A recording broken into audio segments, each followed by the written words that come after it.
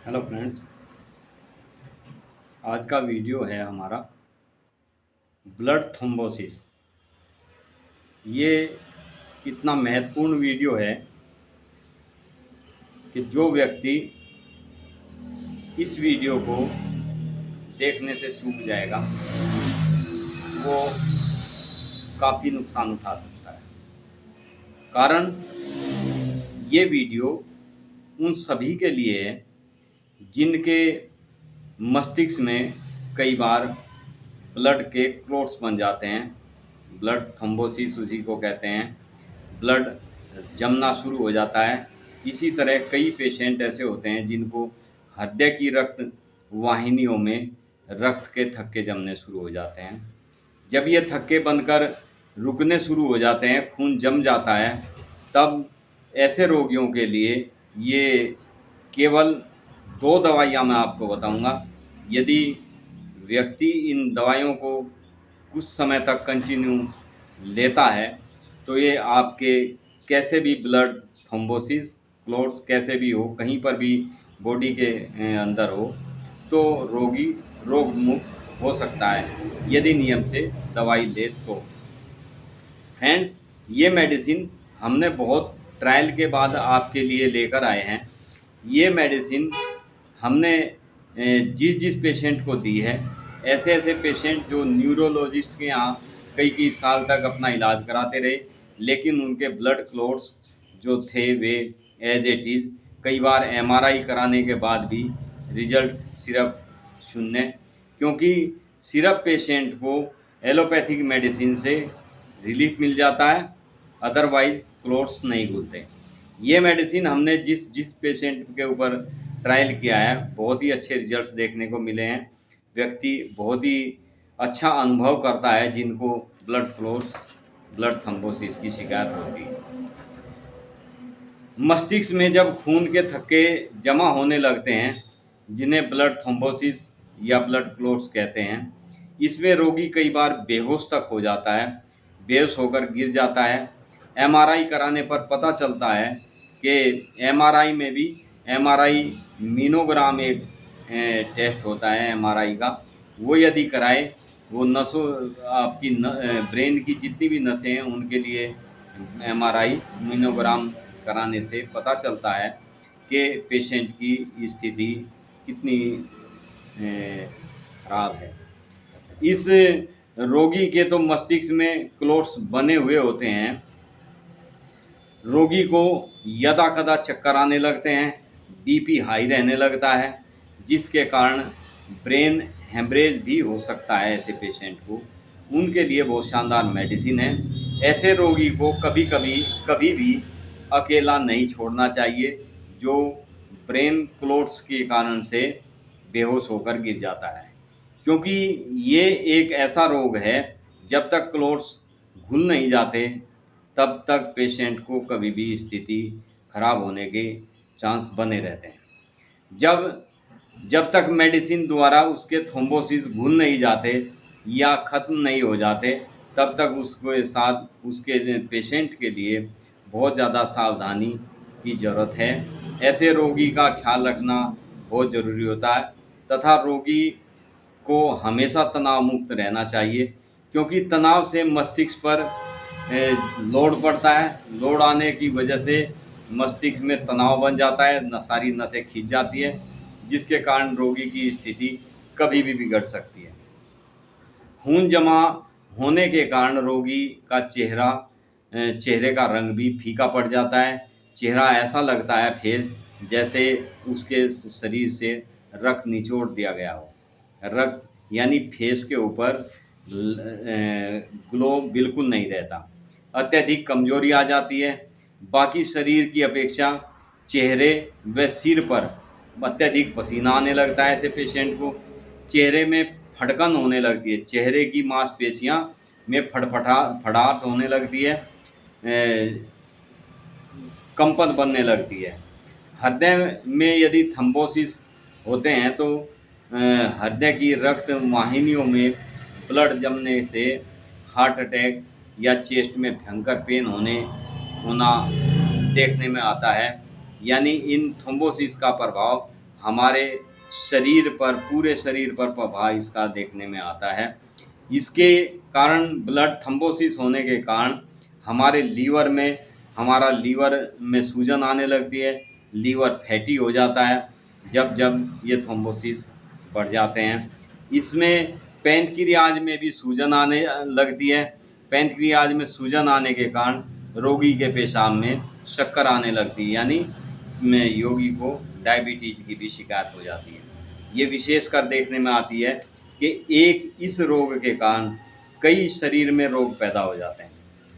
Blood thrombosis होने के कारण रक्त में जो ये रक्त की हमारी वाहिनियाँ होती हैं, हमारी नसें होती हैं, हमारी धमनियाँ होती हैं, जब जब उनमें रुकावट आने लगती है तो रोगी को कहीं पर भी हमारे सारे शरीर में की नसों पर इसका प्रभाव पड़ता है। यहाँ तक कि मरीज कई बार इस रोग के चलते हुए उसकी नसें इतनी कमज़ोर हो जाती है कि पूरे शरीर की नसों में दर्द रहने लगता है, और नसों में दर्द रहने के कारण कई बार पेशेंट इम्पोटेंसी की तरफ भी चला जाता है। ये इस रोग से संबंधित ही सब व्याधियाँ उत्पन्न होने लगती है। ब्लड थ्रोम्बोसिस के लिए होम्योपैथिक में जो बेस्ट मेडिसिन है वे मैं आज आपको बताऊंगा। केवल 2 मेडिसिन आपको लेनी है।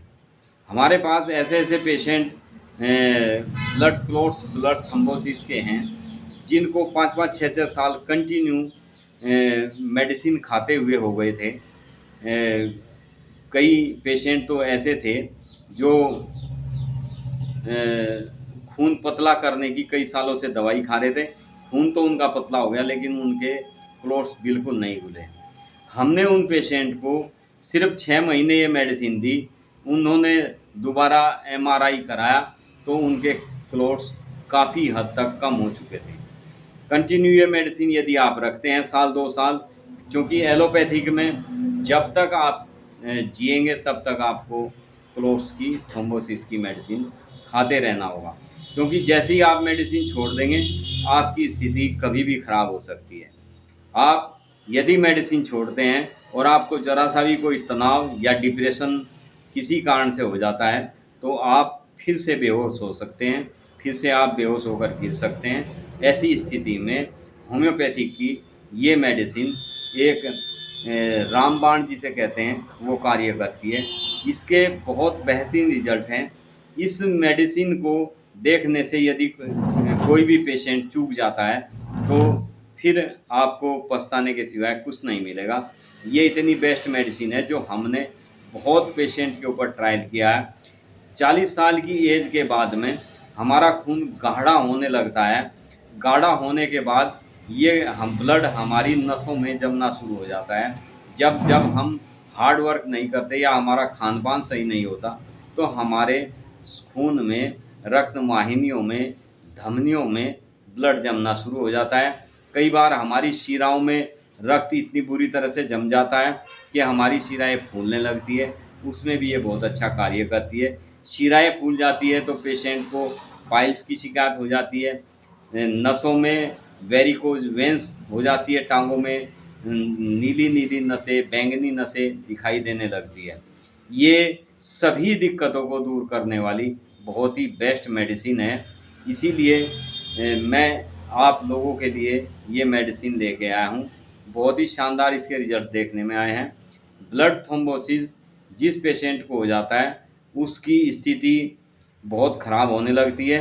उसके पूरे शरीर में यदि कहीं से भी, कहीं ज़रा सी भी चोट लग जाए या कोई किसी को ज़रा सा टाइट पकड़ लेता है तो उसी जगह पर उसको नील पड़ने शुरू हो जाते हैं।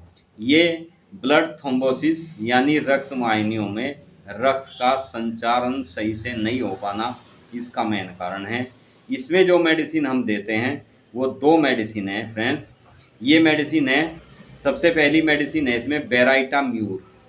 बेराइटाम्यूर होम्योपैथिक की इतनी बेस्ट मेडिसिन है जिनका बीपी हाई रहता हो और किसी भी का मेडिसिन लेने से बीपी कम नहीं होता, उनके लिए बेराइटाम्यूर बहुत ही शानदार मेडिसिन है।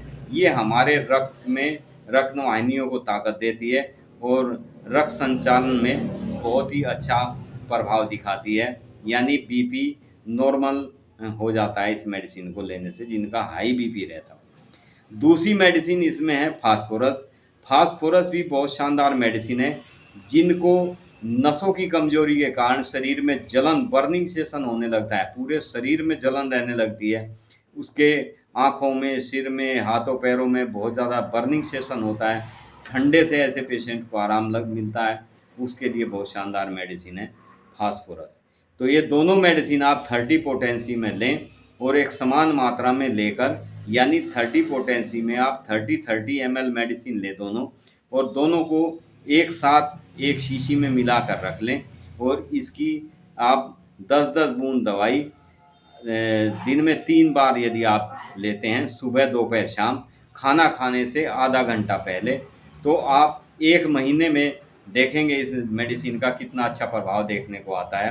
आप अपना बीपी चेक करते रहें, आपको खुद अनुभव होगा कि इस मेडिसिन ने आपको कितना अच्छा रिजल्ट दिया है। फ्रेंड्स, इस मेडिसिन का